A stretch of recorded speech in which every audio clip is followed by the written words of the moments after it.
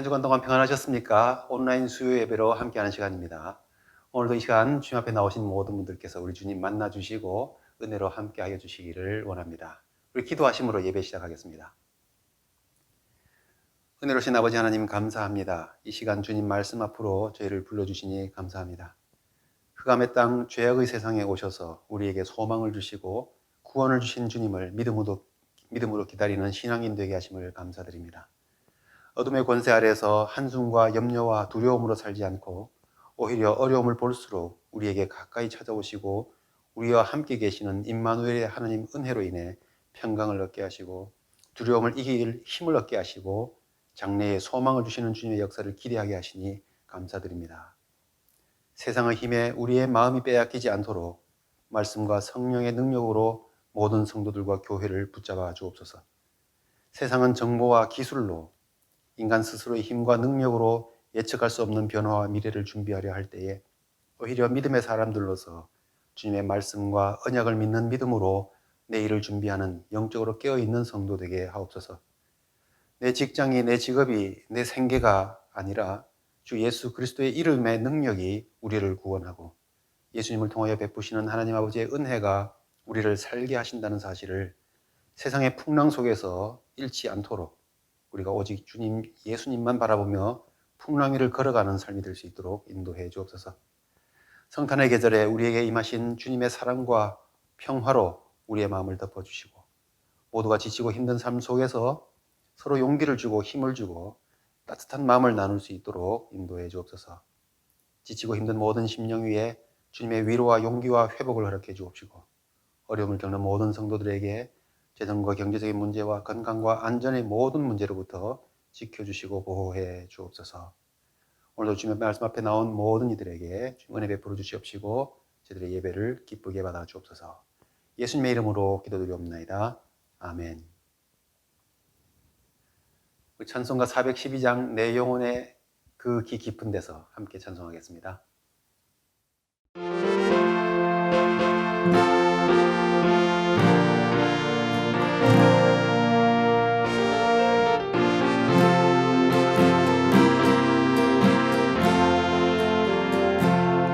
내 영혼의 그 깊은 데서 맑은 가락이 울려나네. 하늘 곡조가 언제나 흘러나와 내 영혼을 고이 싸네.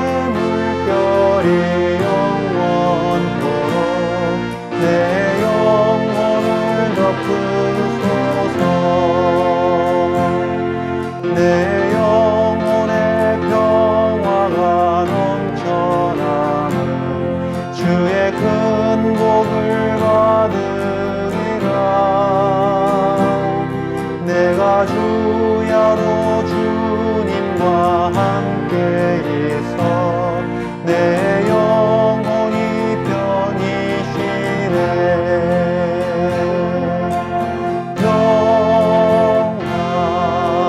평화로다 하늘 위에서 내려오네. 그 사랑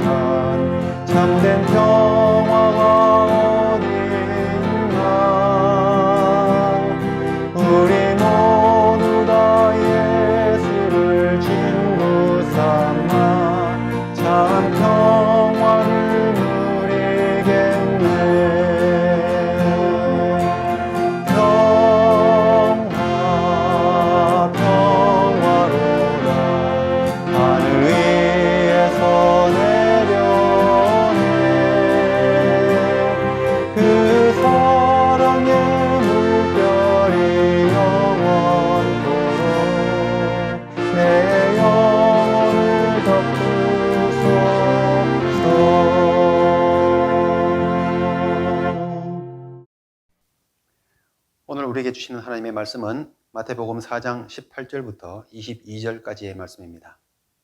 갈릴리 해변에 다니시다가 두 형제 곧 베드로라 하는 시몬과 그의 형제 안드레가 바다에 그물 치는 것을 보시니 그들은 어부라.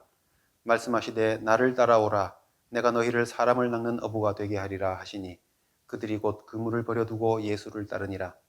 거기서 더 가시다가 다른 두 형제 곧 세베대의 아들 야고보와 그의 형제 요한이 그의 아버지 세베대와 함께 배에서 그물 깁는 것을 보시고 부르시니 그들이 곧 배와 아버지를 버려두고 예수를 따르니라. 아멘. 이 코로나19가 발생하기 전까지 사람들은 이 전염병이 세계와 우리의 일상을 근본적으로 바꿔 놓으리라고 상상할 수도 없었습니다. 그러나 그런 변화가 필요하다는 것, 또 뭔가 새로운 관점을 가져야 한다는 것, 이제는 우리 모두가 인정하는 사실이 되었습니다. 문제는 나에게 있어서 다 인정하고 알고 있는 그 변화가 어떤 것이어야 하는가, 새로운 안목으로 가져야 될 새로운 것이 나에게 있어서는 무엇인가, 이것이 중요한 것이죠. 도대체 나는 무엇을 어떻게 변화해야 되고 무엇을 준비해야 내가 뒤처지지 않고 소외되지 않을 것인가. 뭔가 상황이 새롭게 될 것이라는 것은 알고 있는데 막상 내가 뭘 해야 될지를 생각해 보면 막연합니다. 우리가 그런 걸 잘 모르게 될 때에는 우리 자신의 나약함과 우리의 무력감 그리고 불안을 느끼게 되죠. 알면서도 이미 다 예측했었는데 아무것도 준비하지 못했다고 후회할까 봐 우리는 걱정하고 염려하는 마음이 들게 됩니다. 더군다나 방송과 인터넷 매체 등에서 보면 정말 앞서가는 기업이나 사람들은 보면 너무 잘해 나가고 있는 것으로 보이지 않습니까? 우리가 생각지도 못했던 새로운 지식과 기술들을 오래전부터 이미 준비하고 앞서 나가는 것처럼 보일 때에 그런 사람들 앞에서 우리는 불안을 느낄 수밖에 없게 되겠죠. 그런데 너무 염려하실 필요는 없을 것 같습니다. 정말 첨단을 가고 있는 기업과 사람들이 있는 것은 분명하지만 그들보다는 우리처럼 오늘 지금 이 시간에 주어진 일에 최선을 다하며 살아가는 사람들이 더 훨씬 많다고 생각합니다. 다만 기존에 익숙했던 틀에 매여서 어떤 부분에서 우리가 안목을 열어야 될지, 어떤 데서 우리 생각을 넓히거나 더 열려진 마음을 가져야 될지 아무 생각 없이 살지 않도록 해야 되는 것, 거기에 우리가 주의를 하면 될 것이라 생각됩니다. 오늘 말씀에 나오는 베드로와 안드레 그리고 야고보와 요한, 이들은 갈릴리의 어부들로 살던 사람들입니다. 그런데 가만 보시면 이 사람들은 세계적인 역사에 정말 큰 변화에 중요한 역할을 감당하는 사람들이 되었습니다. 우리는 역사를 BC와 AD로 나누지 않습니까? 예수님 오시기 전과 예수님 오신 이후, 그 변화는 얼마나 컸는지 지금도 이 세계의 큰 변화의 기준이 되고 있습니다. 바로 이렇게 위대한 변화가 있을 그때에 첫 부르심을 받았던 사람들 중에 이 네 사람이 포함되어 있지 않습니까? 이 제자들이 이 엄청난 역사의 변화에 어떻게 사용될지 그들은 스스로 알지 못했습니다. 이 변화의 가장 선봉에 서 있는 사람이 될 줄 그들 스스로 어떻게 알고 예측하고 준비할 수 있었겠습니까? 우리는 어떤 역사의 큰 변화 속에서 앞으로 어떻게 될지 우리 스스로 모든 것을 다 준비하고 결정할 수는 없습니다. 그러나 최소한 이 제자들이 어떠한 계기들을 가졌고 또 어떠한 변화를 각자의 삶에서 가져왔는지를 살펴보면서 우리도 그들과 같은 기본적인 태도와 기본적인 자세들을 가져야 된다는 것을 배울 필요는 있는 것입니다. 부지불식간에 정말 중요한 역사의 변화에 귀하게 쓰임받는 역사의 주역이 되고 주인공이 되는 것처럼 우리도 부지불식간에 우리의 삶에 잘 성공적으로 적응하고 또 살아갈 수 있기 위해서 준비해야 될 요소가 무엇인지를 그들을 통해 살펴보는 것, 우리에게 필요하다는 것이죠. 특별히 힘들고 어려운 시기 가운데 성탄과 새해를 우리가 맞이하고 있습니다. 그래서 지금 정말 우리는 예수님을 기다리는 이 시즌에 어떻게 우리가 주님을 맞이하며 이 새로운 시대를 준비해야 될 것인가 참 생각하기 좋은 기회가 아닌가 생각해 봅니다. 그래서 가장 중요한 이 변화의 능력이 되는 부분들을 오늘 말씀을 통해서 한번 찾아보려고 합니다. 변화가 되었다 하는 것은 기존의 옛 틀과 삶의 방식에서부터 새로운 틀과 새로운 방식으로 옮겨갔다 하는 것 아니겠습니까? 우리가 좋은 교훈을 찾고자 한다면 이렇게 옛 것과 새 것을 비교할 필요가 있을 것 같습니다. 제자들이 살았던 익숙했던 옛 틀과 삶의 방식은 무엇이었고 그들에게 새롭게 다가온 그 새로운 삶의 방식과 틀은 무엇인가 생각해 보는 것이죠. 성경에 나오는 제자들의 변화가 오늘 이 복잡한 시대를 살아가는 우리 모두에게 적용되는 다 설명해 주는 그런 답은 아닐 수 있겠지만 모든 변화를 가능하게 하는 근본적인 힘을 제공하고 있기 때문에 특별히 오늘 이렇게 평범한 삶을 살아가는 우리에게 꼭 반드시 생각해 보아야 할 능력의 말씀으로 우리에게 주어질 수 있다는 것입니다. 첫 번째 생각해 보는 것, 기존의 틀과 삶의 방식이 무엇인가 하는 겁니다. 베드로와 안드레, 야고보와 요한, 어부라고 했습니다. 갈릴리 바다를 삶의 터전으로 삼고 살고 있는 사람들입니다. 물고기를 잡는 것을 생업으로 여긴 사람들이죠. 각각 베드로와 안드레 형제이고 야고보와 요한이 형제인데 또 사촌간이기도 합니다. 이 집안들이, 이 친척들이 갈릴리 바다를 중심으로 살면서 어부의 가문을 이루고 거기에 생계를 걸고 살고 있었습니다. 이 갈릴리 바다, 그들의 삶의 터전이었습니다. 그날도 그들은 기존의 틀 안에서 늘 해오던 삶을 살고 있었던 것이죠. 그들의 마음을 한번 살펴봅니다. 로마의 억압에서 살고 있던 유다인들 아닙니까? 이 로마 때문에 순수한 신앙을 지키기 어려웠던 상황을 얼마나 원망하고 한탄하겠습니까? 저 로마 언제 물리치고 올바른 신앙을 지킬 수 있는 여건을 만들고 또 세금이나 여러 가지로 경제적인 수탈과 억압을 받는 데서 벗어나서 정말 존엄성을 지키면서 행복하게 살 수 있는 날이 올 것인가 기다리지 않았겠습니까? 종종 자칭 메시아라고 하는 사람들이 여기저기서 나오면서 반란을 일으켰다는 역사적인 기록들도 있습니다. 그때마다 이 사람들은 혹시나 메시아가 오진 않을 것인가, 이 시대를 구원해 줄 주님의 구원자가 오진 않을까 하는 기대감도 있었을 것입니다. 오늘 우리의 시대가 힘들 때 우리 마음속에 드는 것과 비슷했을 것입니다. 이런 힘들고 어렵고 고달픈 현실을 맞이하게 되면 사람들은 이 현실의 상황이 빨리 나아지기를, 달라지기를 막연히 기대하면서 그들의 관심은 두 가지가 생기죠. 하나는 이 모든 상황을 변화시켜줄 정말 영웅 같은 훌륭한 사람들이 어디 나타나지 않을까, 난세의 영웅이 어디서 나오지 않을까 하는 기대감도 있고, 또 한편으로는 이런 때에 내 현실 문제를 해결해 나가려고 현실의 문제에 더 집착하고 집중하게 되는 것이죠. 이 불안한 시대인 만큼 지금까지 내가 지켜왔던 내 일, 내 직장, 내 사업, 내 가족, 내 소유, 이것들을 지키기 위해서 거기 막 집중하는 것이죠. 또 이것을 보존하고 또 안정적으로 버텨내는 것, 거기에 관심을 갖는 것이 인지상정입니다. 이 베드로와 이 형제들, 이 가족들의 삶의 모습도 다르지 않았을 것입니다. 그들의 삶의 터전인 이 바다, 예수님께서 갈릴리 해변에서 그들을 만났다고 했는데 이 갈릴리를 그들은 바다라고 부르고 살았습니다. 사실 갈릴리는 호수죠. 이 크기를 우리가 익숙히 알고 있는 레이크 타호와 한번 비교해 보았습니다. 갈릴리 바다는요, 남북의 길이가 21km, 동서의 길이가 12km 정도 된다고 합니다. 21km, 12km. 레이크 타호는요, 남북으로 35km입니다. 그리고 동서 옆으로 길이는 19km 됩니다. 말하자면 레이크 타호가 아래 위로 길이로 볼 때는 13km가 더 길고 또 옆으로 볼 때도 7km가 더 큰, 레이크 타호가 더 큰 호수입니다.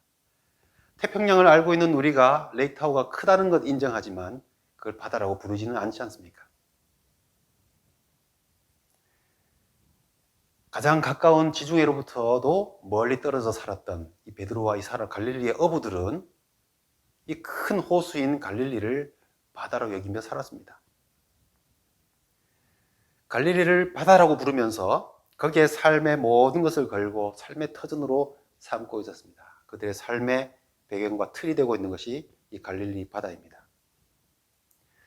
우리가 먼저 생각하는 것은 새로운 변화의 시대가 되었을 때에 이들의 삶의 틀이 되었던, 삶의 생계의 모든 것을 걸었던 삶의 틀 자체가 변화가 될 것이다 라는 것입니다.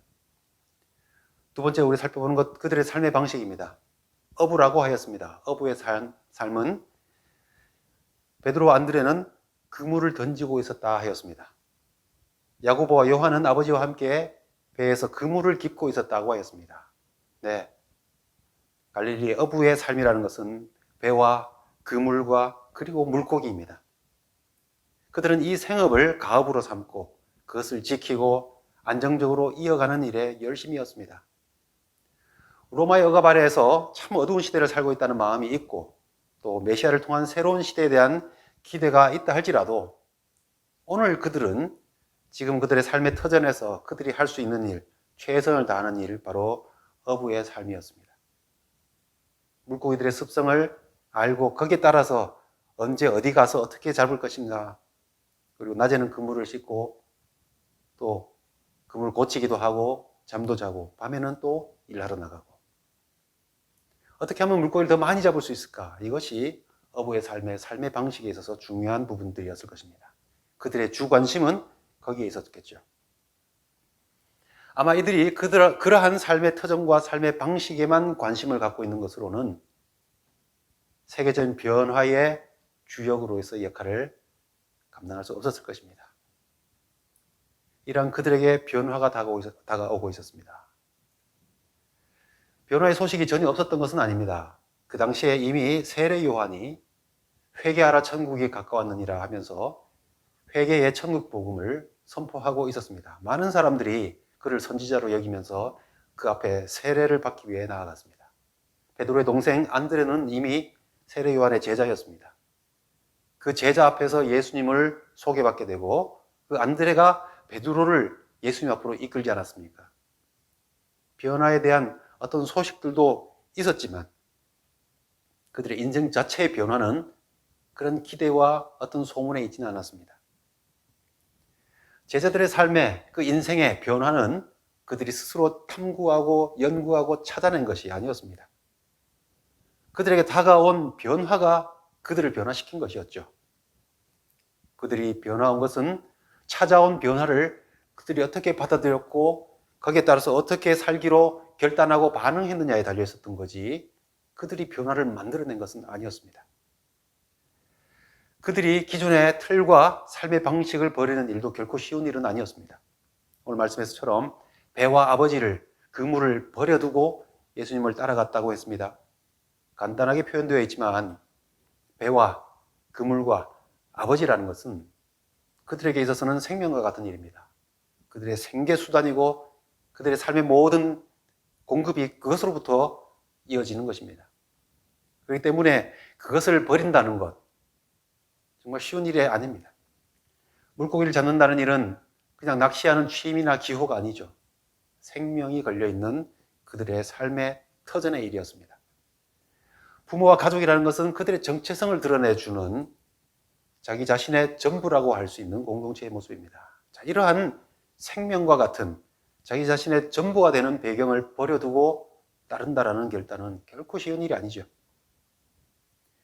우리가 변화를 준비하고 변화되어야 된다고 할 때에 다 이런 식의 엄청난 결단을 해야 되는 것은 아니라 할지라도 그들의 큰 변화의 핵심적인 부분을 우리가 살펴보면서 우리에게 있어서도 정말 변화를 위해서 꼭 해야 될 것이 무엇인지를 생각해 보게 하는 것입니다. 우리는 그것을 찾아보려고 하는데요. 이제 새로운 틀, 새로운 방식을 생각해 봅니다. 그들은 갈릴리를 바다라고 불렀다고 했습니다. 이 복음서를 비교하다 보면 참 재미있는 여러 가지 부분들이 비교되는데요. 그 중에 하나가 오늘 이 갈릴리에 대한 겁니다. 마태와 마가 그리고 요한복음에서는 이 갈릴리를 바다라고 부릅니다. 그런데 누가복음은요, 이 갈릴리 바다를 겟네사렛 호수라고 부릅니다. 같은 장소를 다른 이름으로 부르고 있다는 것이죠. 겟네사렛이라는 명칭은 구약시대에 이 갈릴리 호수가 비파 모양으로, 악기 가운데 이렇게 비파의 모양으로 생겼다고 해서 이 비파라는 이름이 히브리어로는 킨노르라는 단어입니다. 이 킨노르라는 단어에서 킨네렛이라고 하는 이름으로, 그리고 이 바벨론 시대를 거치면서 음역을 따라서 게네사렛이라고 불렸다는 겁니다. 그렇게 해서 구약 시대에 이 바다 이름은 게네사렛 호수가 되는 것이죠. 그리고 신약 시대에 와서는 그 지명을 따라서 갈릴리 바다라고 불리게 되는 것입니다. 그런데 흥미로운 것은 이 갈릴리 지역을 배경으로 하고 연관되어 있는 이 마테마가 요한은 갈릴리를 바다라고 부르는데, 우리가 잘 아시는 대로 사도행전을 기록했던, 그리고 누가복음서를 기록했던 의사인 누가는 사도 바울과 함께 지중해를 거치고 세계를 누빈 사람 아닙니까? 그는 갈릴리 바다를 게네사렛 호수라고 부른다는 것이죠. 대대로 살아왔던 그들에게 있어서는 이 갈릴리가 바다와 같은 곳이지만 누가에게 있어서는 호수라고 부르고, 최소한 바다라고 하려면은 이 세계를 품고 있는 이 지중해 정도는 돼야 된다고 생각했던 것 아닐까 생각하게 됩니다. 고대 히브리어는 호수와 바다를 구분하지 않습니다. 얌이라는 단어로 같이 불렀는데, 큰 얌이 있고 작은 얌이 있는 것이지 호수, 바다 그렇게 구분하지는 않았습니다. 하지만 의사인 누가에게 있어서는 호수와 바다는 구분될 것입니다. 우리가 레이크 타호를 아무리 크다고 해도 바다라고 부르지 않고 호수라고 부르듯이, 이 바다와 호수는 큰 바다를 본 사람에게 있어서는 구별되지 않겠습니까?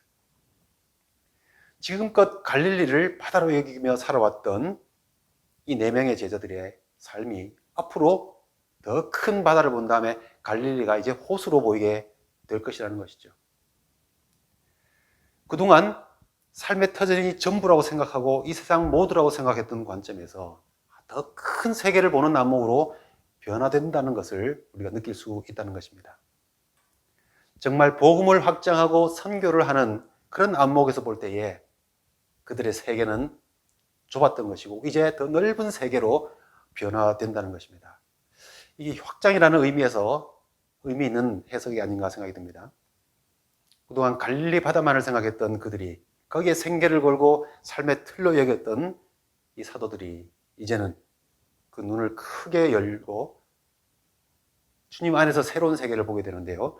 누가가 기록했던 이 사도행전에서 이렇게 말씀하죠. 예루살렘과 온 유대와 사마리아와 땅끝까지 이르러 내 증인이 될 것이다. 이제 그들에게 삶의 틀이라는 것은 온 세계가 됩니다. 우리 눈에도 호수에 불과했던 그 갈릴리를 바다라고 부르면서 거기에 모든 것을 걸고 살았던 그들이 이제는 온 세계를 바라보는 그런 삶의 안목으로 살아가게 될 것이라는, 눈이 열리게 될 것이라는 것입니다. 또 삶의 방식도 달라집니다. 매일 밤에 물고기 잡고 낮에는 배와 그물을 씻고 고치고 이렇게 얼마나 고기를 잡을까를 생각하는 삶을, 어부의 삶을 살았던 그들이 이제는 사람을 낚는 어부가 된다는 겁니다. 사람을 낚는 어부라는 것은 이 세상에 살아가는 수많은 사람들이 사실상 보면 자기가 누구인지, 어디서 와서 어디로 가는지도 모르면서 막연히 헤매고 사는 인생들이 얼마나 많습니까? 그런 사람들을 하나님의 백성으로 살도록 구원의 길로 인도하는 역할을 하는 것을 사람을 낚는 어부라고 말합니다. 잘 아시겠지만 이런 소명은 인간이 노력해서 얻어지는 것이 아니고 인간의 노력으로 그 구원을 이룰 수 있는 것이 아니죠. 성령의 소명이고 우리 하나님께서 주시는 소명입니다. 정말 복음이 그들을 변화시키는 것이죠. 어부가 그물을 던져서 물고기를 잡듯이 이 소명을 맡은 사람들은, 사람을 낚는 어부는 복음이라고 하는 이 그물을 던져서 사람들을 구원하는 일을 하게 되는 것입니다. 즉 사람을 낚는 일은 성령의 사역입니다. 우리 하나님의 일입니다. 그 하나님의 일에 이 복음이라고 하는 그물을 던지도록 부르심을 받은, 그 소명을 받은 사람이 사람을 낚는 어부가 되는 것이죠. 그런데 이 사도들뿐만 아니라 예수 그리스도를 믿는 주님의 제자들 모두, 우리 모두가 받은 소명이기도 합니다. 그동안은 바다를 살피고 바다의 날씨만 살피면서 물고기를 얼마나 잡을 것인가를 생각하던 삶의 방식에서 이제 주님의 뜻을 살피며 살게 되는 것이죠. 삶의 방식이, 관심을 갖고 살피던 내용이 달라집니다. 주님께서 하시고자 하시는 일이 무엇일까? 성령께서 원하시는 것이 무엇일까? 어디 가서 누구를 어떻게 구원할 것인가? 이제 주 관심이 그쪽으로 옮겨집니다. 복음이라고 하는 영적인 이 그물을 어떻게 전하면서 이 생명을 구원하는 일로 그물을 던질 것인가 늘 생각하는 삶으로 변화되는 것이죠. 삶의 터전도 삶의 방식도 큰 변화가 일어나는 것입니다. 그런데 이러한 변화를 가능하게 한 요소가 무엇입니까? 우리가 다 이들처럼 우리가 이미 해왔던 생업들을 버리고 복음을 전하는 직업으로 바꿔야 된다, 그런 의미는 아닐 것이죠. 소명이 우리의 삶의 여러 가지 모양을 변화시키기도 합니다. 그러나 삶의 틀과 방식의 변화가 있다고 하는 것이 꼭 갈릴리 바다를 바꿔버린다거나 삶의 일상적인 직업을 바꾸는 것으로, 그런 의미로 쓰여지는 것은 아니죠. 주님의 소명은 우리의 속사람을 변화시키는 데 있어서는 동일합니다. 그러나 그 소명을 받은 사람의 모양은 성경에서도 보면 다양했습니다. 오늘 본문에서처럼 어부인 사람도 있지만, 또 사도로 섬기는 사람도 있지만, 어떤 사람은 의사로, 어떤 사람은 목수로, 천막을 만드는 사람으로, 또 옷감 장수로, 귀족으로, 평민으로, 권력가로, 종으로, 다양한 모양으로 이 복음을 전하는 사역을 감당하는 모습을 우리는 성경에서 보지 않습니까? 이 소명은 성령의 사역이라고 하였습니다. 이러한 영적 소명은 사도들에 있어서 필요했던 변화와 똑같은 외적 변화로까지 똑같이 동일하게 일어나는 것은 아닙니다. 우리는 사도들의 바깥에 일어난 직업적인 변화에만 초점을 두는 것이 아니라 그들의 삶의 본질을 변화시킨 것을 주목할 필요가 있습니다. 이 시대를 살아가는 우리에게 있어서도 필요한 그들을 변화시켰던 변화의 능력, 그 변화의 요소가 무엇이냐 하는 것이죠. 그것을 소유하면 우리가 어떤 모양의 삶을 살지라도, 어떤 변화가 우리에게 앞으로 다가올지라도 그 변화를 통해서 주님의 능력을 나타낼 수 있기에 우리는 감당할 수 있는 능력을 소유하면서 불안해하지 않고 미래를 맞이할 수 있다는 것입니다. 무엇이 그들을 다르게 했던 중요한 변화의 요소와 능력이 되었는가? 첫 번째는 주님의 말씀이 나를 따르라 라고 부르셨습니다. 예수님을 따라가야 한다는 것입니다. 세상에 들려오는 온갖 소식들이 있습니다. 새로운 정보와 기술들이 우리에게 계속 알려지고 있습니다. 그러나 그런 것을 따라가는 것으로 우리는 변화의 본질적인 능력을 얻을 수 없다는 것입니다. 가이사도 헤롯이나 그 유다의 왕들이나 그들이 지금까지도 기다리고 있었던 그 메시아를 막연히 기다리는 그런 것으로서 그들의 삶의 능력을, 그 변화를 가져올 수는 없었다는 것입니다. 지금 메시아로 오신 예수 그리스도를 따라가는 것이 변화를 준비하는 가장 중요한 능력이 되고 그 중요한 요소가 된다는 것입니다. 나를 따르라 하는 것은 나의 모든 것을 내려놓는다는 것이죠. 그동안 내 생각과 내 계획과 나의 예상을 가지고 준비해오던 것들을 통해서 살아갔다면 이제 내 삶의 방식을 예수님의 방식으로, 예수님께서 원하시는 방식으로 바꾼다는 것이죠. 우리가 마음을 열고 우리 눈을 열어야 되는 것은 바로 그러한 방향입니다. 그동안 내 멋대로 내가 보기에 좋은 대로 살았던 것에서 이제 내 멍에를 메고 내게 배우라 하셨던 우리 예수님 말씀 생각해서 이제는 예수님께서 이끄시는 삶, 예수님의 삶의 방식에 함께 멍에를 메면서 내 삶의 방식을 바꾸는 삶으로 변화되어야 하는 것이죠. 배와 그물과 아버지를 버리는 일은 내 마음을 온통 덮고 있는 이 기존의 틀과 내 삶의 방식을 철저히 버리는 것을 가르쳐주는 말씀이 됩니다. 그렇게 중요하게 여겼던 지금까지의 나의 방식, 예수님 앞에서는 다 내려놓고 버릴 줄 알아야 된다는 것이죠. 예수님을 따라가는 것, 그것을 위해서 내 모든 것을 내려놓을 수 있는 마음의 변화가 이 예측할 수 없는 변화를 준비하는 일이라는 것입니다. 만일 그들이 배와 그물과 아버지를 지키는 일에 더 결심하고 붙잡았더라면 아마 그들은 어부로서 충분히 행복하게 살 수는 있었겠지만 이 변화를 맞이하면서 이 세계적인 큰 변화에 쓰임받는 역사의 주역으로서는 살지 못했을 것입니다. 우리는 이 시대의 변화에 대비해야 한다고 말하고 있습니다. 그렇다면 기존의 틀과 그 방식을 붙잡고서는 변화를 대비할 수 없다는 것입니다. 직업에 대해서, 기술에 대해서 내가 소유한 것을 지키고 또 그것을 불려나가고 이익을 더 얻는 일, 거기만 고민해서는 우리는 변화를 대비할 수가 없다는 것입니다. 예측할 수 없는 변화의 시대를 대비하는 근본적인 능력은 예수 그리스도를 시인하고 믿는 것입니다. 그런 사람은 모든 것을 가능하게 하는 예수 그리스도를 따르는 일, 그것으로서 자기 자신의 변화에 초점을 두는 사람인 것이죠. 그렇게 살고 계시다면 아무것도 염려하지 말고 두려워하지 말라 하신 예수님의 음성이 우리에게 들려지고 우리는 평안한 마음으로 이 변화, 예측할 수 없는 변화의 시대를 맞이하고 준비할 수 있다는 것입니다. 두 번째 생각하는 것은 말씀에 의지하여라는 것입니다.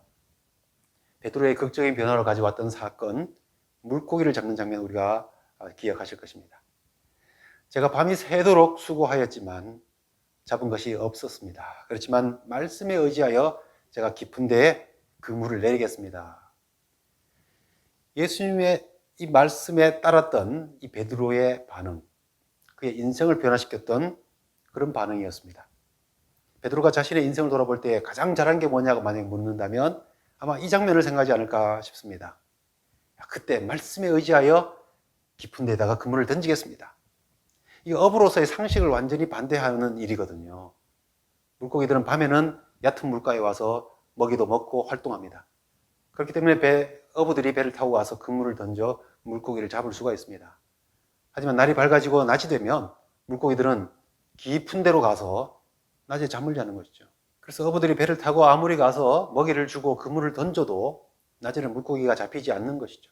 그래서 낮에는 돌아와서 잠도 자고 그물을 고치고 깁고 그런 준비하는 일을 하는 것입니다.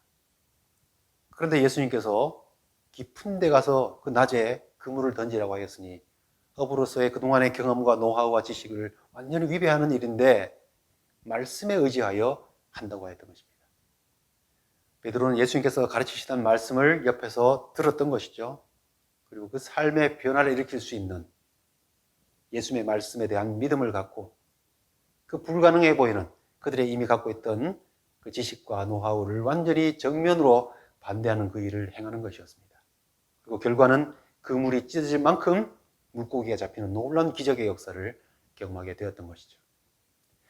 그런데 우리가 중요한 메시지는 그것이죠. 만약에 깊은 데에 그물을 던지는 것이 정말 새로운 지식과 정보고 변화를 위해서 필요한 것이었더라면 앞으로 모든 사람들이 낮에 깊은 데 가서 그물을 던지면은 물고기를 잡는다라는 것이 되어야 되겠지만 잘 아시겠지만 앞으로는 그런 일은 잘 일어나지 않을 것입니다. 물고기는 밤에 잡는 것이 맞고요. 그때 예수님께서 하신 말씀에 의해서 일어난 일이지 그 외에는 그런 일들을 경험하지 못할 것입니다. 그렇기 때문에 중요한 메시지는 깊은 데 가면 물고기를 많이 잡을 수 있어가 아니고 예수님의 말씀에 의지하여 행해야 한다 하는 것이 중요한 메시지라는 것입니다. 오늘날도 어디 가면 성공하고 어디 가면 뭔가 돈을 벌 수 있고 어디 가면 사업을 일으킬 수 있는 뭐가 기회가 있을 것이라 많은 말들이 있겠지만 모든 사람에게 동일하게 적용되지 않을 것입니다. 중요한 것은 우리가 누구의 말을 따라 살아가는 인생이 되느냐 하는 것이죠. 정말 중요한 이 변화의 필요성을 우리가 느끼고 있다면 이 가장 본질적인 능력이 되는 요소를 붙잡아야 하는 것입니다. 변화의 필요성을 우리가 알고 있고 또 강조되고 필요로 하는 것을 인정하는 시대를 우리가 살고 있습니다. 확실히 우리는 예측할 수 없는 이 변화의 시대에 불안감과 염려로 알게 모르게 스트레스를 받고 있는 것이 사실입니다. 그러나 이런 시대에도 우리는 성탄절을 맞이하면서 정말 중요한 것을 기다리고 맞이하고 있지 않습니까? 우리가 염려함이나 불안함으로가 아니라 더 능력으로 더 넓고 큰 안목과 소망을 가지고 이 변화의 시대를 예측하고 또 맞이할 수 있기 위해서는 우린 신앙인으로서 어떤 마음을 가지고 어떤 마음을 더 중요하게 여기면서 준비해야 하겠습니까? 역사의 주인 되시고 변화 자체이시며 변화의 주체가 되시는 우리 예수님께 어떻게 반응할 것인가를 준비해야 될 것입니다. 거기서부터 시작되는 것이죠. 우리 주님을 기다리는 계절에 다시 한번 예수님을 따르고 그 말씀에 의지하는 삶을 다시 한번 결단해 보시고 그런 예수 그리스도를 중심으로 내게 있어야 될 변화를 준비하면서 이 새로운 시대, 변화할 수 없는 예측 시대를 준비하는 것, 이것이 믿음을 가진 성도로서 가장 중요한 능력이 되는 변화의 준비라 하겠습니다. 이런 준비로서 소망으로 이 시대를 이겨낼 수 있기를 원합니다. 하늘에 계신 우리 아버지여, 이름이 거룩히 여김을 받으시오며 날에 임하옵시며 뜻이 하늘에서 이룬 것 같이 땅에서도 이루어지이다. 오늘날 우리에게 일용할 양식을 주옵시고 우리가 우리에게 죄 지은 자를 사하여 준 것 같이 우리 죄를 사하여 주옵시고 우리를 시험에 들게 하지 마옵시고 다만 악에서 구하옵소서. 대개 나라와 권세와 영광이 아버지께 영원히 있사옵나이다. 아멘.